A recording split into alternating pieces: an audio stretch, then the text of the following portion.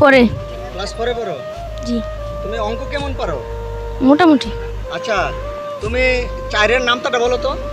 4 × 4 4 × 8 3 4 12 4 4 16 4 5 20 434 হ্যাঁ বলো। 4 9 37 4 10 4 10 4 × 4 হ্যাঁ বলতে 4 × 4 4 × 8 3 4 12 4 4 16 4 5 20 4 6 24 4 7 28 4 9 37 4 7 28 4 8 32 4 9 30 4 10 40।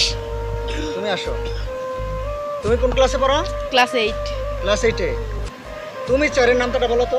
4 × 4 4 × 8 3 4 12 4 4 16 4 5 20 4 6 24 5 6 30 5 6 5 4 5 4 × 4 4 × 8 3 4 12 4 তুমি আসো। বুঝলাম না। তুমি আসো। 4 × 4 4 × 8 3 4 12 4 4 16 4 5 20 4 6 24 4 7 28 4 7 28 4 9 36 4 10 40।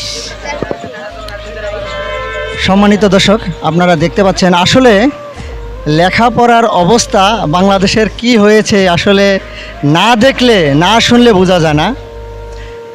যদি শিক্ষকেরা যদি ভালোভাবে শিখাইতো তাহলে ওদের এই অবস্থা হতো না।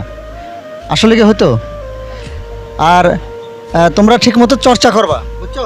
জি যেহেতু লেখাপড়া করছো চর্চা করবা, কারণ এক সময় স্যারেরা মারতো কিন্তু এখন কিন্তু মারে না। জি এই না মারার কারণে কিন্তু এই অবস্থা। কি আগে শাসন করতো, মারা না, ওটার শাসন করা বলে, ঠিক না? তুমি করে কি এই তুমি এই 1 বছরে যখন 8 থেকে ক্লাস 7 থেকে 8 এ উঠছো, ক্লাস 7 এ কয়দিন তুমি মার খেয়েছো স্যারের হাতে? মানে শাসন করছে মাইরা বেত দিয়া? 5 দিন 5 দিন। ক্লাস হয় না ভালো করে।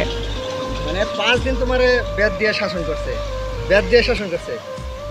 আচ্ছা, এই শাসনটা যদি তোমারে এই 1 বছরের মধ্যে কমপক্ষে 365 বছর আর সপ্তাহে 2 দিন করে বন্ধ থাকে, তাহলে 5 দিনে এসে সপ্তাহ আর 5 30 5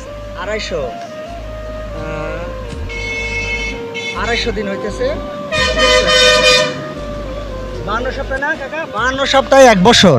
তাহলে 52 সপ্তাহে যদি প্রত্যেক সপ্তাহে 2 দিন করে মারতো, তাইলে তোমার হয়তো কতদিন? 104 দিন। 104 দিন যদি তুমি ক্লাসে মার খেতা, শাসন করতো পড়ার লেগা, তাইলে কি তুমি ওই 4 এর নামটা এরকম কষ্ট হইতে বলতে? না হ্যাঁ না তাইলে এটা কি আসলে স্যারেদের শাসনের অভাব না তোমার পড়ার অভাব? বলো তো দেখি। স্যারেরও এর জন্য আর আমারও করি না ভালোভাবে। তাইলে দুইজনেই এটা লেগে দায়ী, ঠিক না? জি